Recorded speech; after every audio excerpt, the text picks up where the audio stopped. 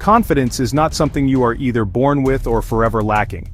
It is a behavior that can be developed, practiced, and strengthened over time. People often assume that confident individuals have some special personality trait that makes them naturally bold and self-assured, but psychology shows us that confidence is the result of consistent actions and patterns of thinking. Just like physical strength is built through repeated exercise, psychological strength in the form of confidence is built through daily habits. When you start to understand this, confidence stops feeling like a mysterious quality you can never reach, and starts becoming something you can deliberately grow. One of the first behaviors that increases confidence is taking small but meaningful actions in situations that make you uncomfortable. Many people wait until they feel confident before they speak up in a meeting, introduce themselves to someone new, or share their ideas. But confidence actually comes after action, not before. Imagine someone learning to swim. They may stand by the pool for weeks telling themselves they will jump in once they feel ready, but the only way to feel ready is to step into the water and start moving. The more they do it, the more natural it becomes. Confidence grows the same way. If you consistently take small steps outside your comfort zone, even if they are uncomfortable at first, your brain starts learning that you're capable of handling challenges, and that belief becomes the foundation of confidence. One of the first behaviors that increases confidence is taking small but meaningful actions in situations that make you uncomfortable. Many people wait until they feel confident before they speak up in a meeting, introduce themselves to someone new, or share their ideas. But confidence actually comes after action, not before. Imagine someone learning to swim. They may stand by the pool for weeks telling themselves they will jump in once they feel ready, but the only way to feel ready is to step into the water and start moving. The more they do it, the more natural it becomes. Confidence grows the same way. If you consistently take small steps outside your comfort zone, even if they are uncomfortable at first, your brain starts learning that you are capable of handling challenges, and that belief becomes the foundation of confidence. Another essential behavior is maintaining consistent body language and posture. Psychology has long studied the connection between the mind and body, and the way we carry ourselves directly influences how we feel. Standing upright, making eye contact, speaking clearly, and using steady movements send signals not only to others, but also to yourself. If you walk into a room with your shoulders slouched and your eyes on the ground, your brain interprets that as defeat or insecurity. But if you intentionally adjust your posture and stand as if you already belong in the room, you activate feelings of strength. This doesn't mean you have to fake being someone you are not, but it does mean you can use your body to reinforce your mindset. Athletes often do this before a game, using specific stances and movements to put themselves in a confident state. In daily life, adopting more open and grounded body language helps you feel more assured and also makes others perceive you as confident, which in turn reinforces the cycle. The third behavior that shapes confidence is building competence through practice. The third behavior that shapes confidence is building competence through practice. Confidence without skill can quickly collapse under pressure. Think of someone who wants to give a public speech. They might stand tall and tell themselves positive affirmations, but if they have never practiced speaking in front of people, their nerves will likely take over. On the other hand, someone who has practiced repeatedly, even in small settings, develops not only skill, but also trust in their own ability. Competence naturally leads to confidence because when you know you are prepared, your brain feels safe enough to let confidence emerge. This is why musicians, athletes, or professionals in any field spend hours rehearsing, training, and refining their craft. The more you practice, the less room there is for doubt. Confidence is not about pretending you are capable.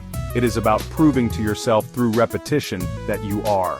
Another powerful behavior is setting and achieving small, realistic goals. Many people lose confidence because they focus only on their big dreams and then feel overwhelmed or discouraged when those dreams don't come quickly. But psychology teaches us that confidence grows in increments.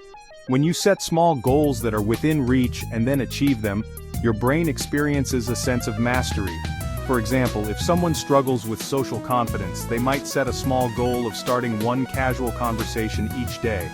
Over time, these little achievements build a track record of success that shifts their self-image from "I can't" to "I can." Each small win becomes evidence that you are capable, and this evidence is much stronger than empty self-talk. Confidence isn't built by thinking about who you want to be someday, it's built by consistently doing things today that show you're making progress. The fifth behavior that strengthens confidence is learning how to manage your self-talk. The fifth behavior that strengthens confidence is learning how to manage your self-talk. Most people underestimate how much the voice in their head influences their behavior. If your inner dialogue constantly tells you that you're not good enough, that you'll embarrass yourself, or that others are judging you, then your actions will naturally shrink to match those beliefs. But when you start to question these thoughts and replace them with more balanced and constructive ones, your behavior changes. For instance, instead of saying, "I'll probably fail if I try this," you might reframe it to, "I may not be perfect, but I can learn something by trying." This isn't about blindly repeating positive affirmations you don't believe, but about training your mind to be more accurate and encouraging. Just as a supportive coach can change an athlete's performance, being your own supportive coach through self-talk allows confidence to grow from within. The sixth behavior that fuels confidence is persistence in the face of setbacks. No one builds confidence by only experiencing success. In fact, confidence is often strengthened most after failure. Imagine a child learning to ride a bicycle. They may fall several times, but if they get back up and keep practicing, they begin to trust not just their ability to ride, but their ability to recover from mistakes. Adults often forget this lesson and expect themselves to succeed without error. But in reality, confidence is not the absence of failure. It is the knowledge that you can continue moving forward even when things don't go as planned. Each time you persist after a disappointment, you reinforce the belief that you are resilient, and that belief becomes a core part of your confidence. Psychology research on resilience shows that people who interpret failures as learning experiences tend to have higher confidence in the long run than those who avoid risks altogether. When you look at these six behaviors together, taking action despite discomfort, adopting confident body language, building confidence through practice, setting achievable goals, managing self-talk, and persisting through setbacks, they create a complete system for increasing confidence. Each behavior reinforces the others, forming a cycle where small efforts compound over time into greater self-assurance. The beauty of this approach is that none of these behaviors require you to change who you are at your core. Instead, they require consistent, intentional choices that reshape how you experience yourself and the world. Real-life examples make this easier to see. Think of someone starting a new job. On their first day, they might feel nervous about meeting colleagues and learning new responsibilities. If they wait to feel confident before speaking up, they may remain silent and invisible. But if they push themselves to introduce their name, even briefly, they take action despite discomfort. By standing tall and making eye contact, they use body language to reinforce their effort. As days go on, they practice their tasks repeatedly, building competence. They might set a small goal of contributing one idea during team discussions. When negative thoughts arise, they remind themselves that learning takes time rather than labeling themselves as incompetent. And when they inevitably make a mistake, they choose to persist and learn instead of withdrawing. Over weeks and months, these behaviors compound, and what once felt intimidating becomes natural. Confidence is not a sudden transformation, it is the result of these small, repeated choices. Psychology also reminds us that confidence is not arrogance.